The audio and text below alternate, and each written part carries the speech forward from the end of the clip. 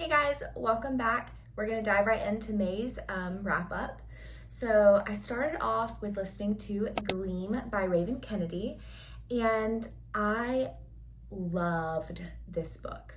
It's been a while since I read it, but I vividly remember being at the gym and like my jaw was on the floor while I was on the treadmill because there was a twist that I did not see coming at all. I feel like this is really where the romance developed, and I just adored every part of it. I really love Raven Kennedy's writing, and I just love the plot line.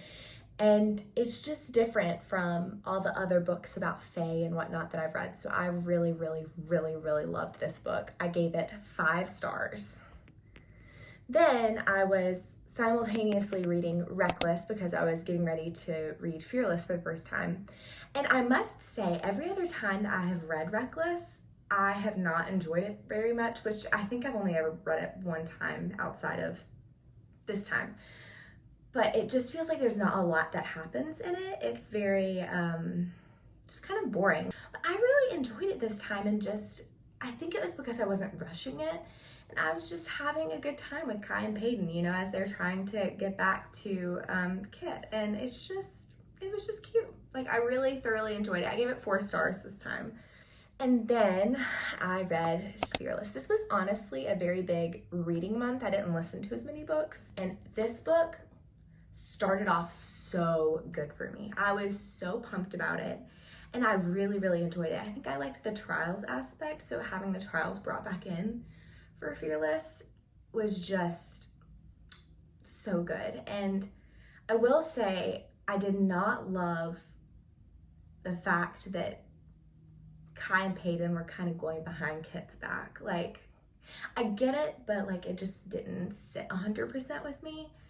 And I will say I saw a lot of the twists that were coming. Like, it was sort of predictable for me. The other thing that was not my favorite about it was I didn't like the way she ended it. I felt like she could have cut out so much of the end and brought it back. I don't want to say anything because of spoilers, but I really feel like she could have altered the ending and it would have made it a whole lot better. I will say the end made me sad, and it kind of took away from what I think she intended. So I just feel like that could have been done differently. And I gave it 4.5 stars. Yes, 4.5 stars. Then I went on a cruise and I read The 7-Year Slip. And I didn't know what to expect. Obviously, this was a very, very highly recommended book whenever it came out. And I remember everybody raving about it. And I didn't want to get my expectations too high just because I know that can kind of screw with things. But I must say the hype around it was so worth it. Like, this book was so good. It was a book for me that I was sad to leave the characters. Like, I wish that I could have had more time with them because I just loved them so, so, so much. It's predictable, and it's my favorite type of book. And I gave it 5 stars because I just loved it so much. Then I read Part of Your World by Abby Jiminez, which really, the only reason I read this is because I want to read Yours Truly and then Say You'll Remember Me, whatever the third book is. I don't know the name of it. But I read this book because I wanted to read those, and I know that this is like the first book in the series. And I see why it's not talked about very much. I gave it 4 stars. And it was okay. I will say that it starts the book with them like having a one-night stand and then going their separate ways for a little while. And so I feel like it was very heavy on the sex topic, which was not my favorite thing, but it was still entertaining to read. So I gave it 4 stars. Then I read Mad About You by Mhari McFarlane, which if anybody watches Haley Fam, you know that this is one of her favorite authors. So I was like, let's see what the hype is about. I don't even think I read the description of this book. I think I just jumped in and was like, you know what, whatever, cool, we'll go with it.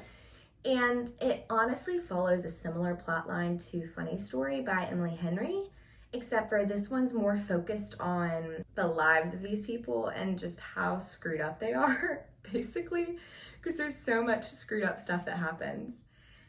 I thought the romance was cute, but there was just so little of it, and I think that I was just expecting more romance, and I don't even know why, because I feel like Haley Pham talks about how there's like subplots of romance, so I don't know how I got twisted, but I gave it 4 stars. It was entertaining.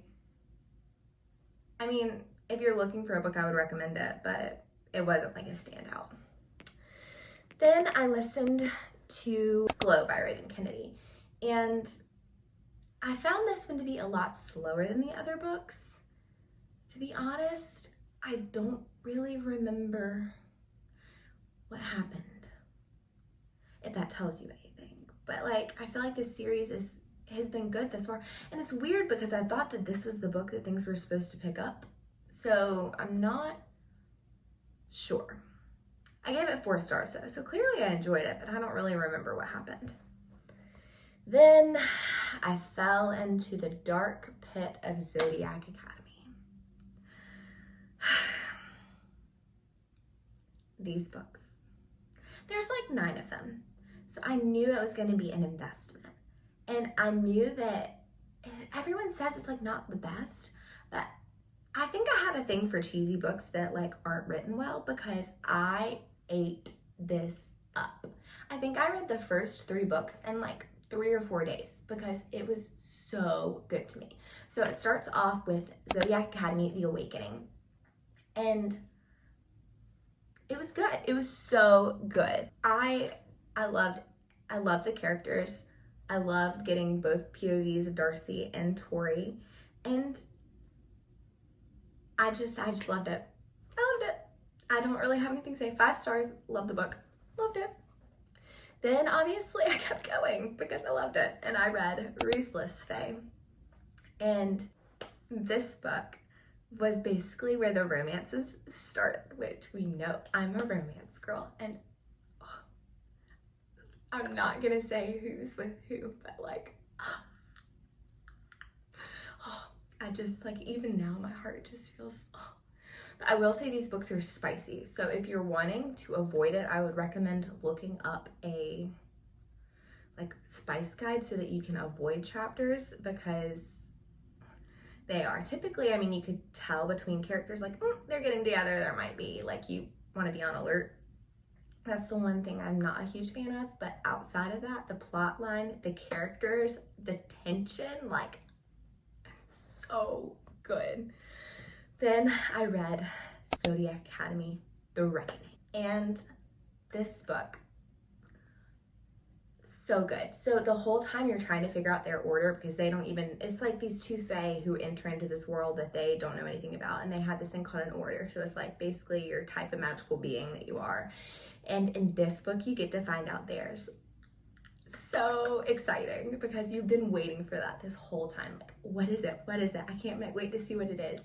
And I just love this. I will say the one thing that was like for me is there's this aspect of like 2 of the characters are delving into like some dark magic, which is just a part of the world, but like, yeah, that's not my favorite. But other than that, 5 stars all the way around. Love these books. I just love them. And that was the last book that I read in May. So it was such a good reading month, like truly. I think I said that every single month, but it's been so good. The highlights for me were definitely Zodiac Academy. It has been such a long time since I've had a book that I did not want to put down. I feel like the last time I had that was with Fourth Wing. So that says a lot to me. And I cannot wait to see what the rest of the series has to hold. You guys will have to hear about it next month. But yeah, if you guys have any good book recommendations, please leave them in the comments. I love to hear about new books and to find new books to read. And yeah, I will see you next month.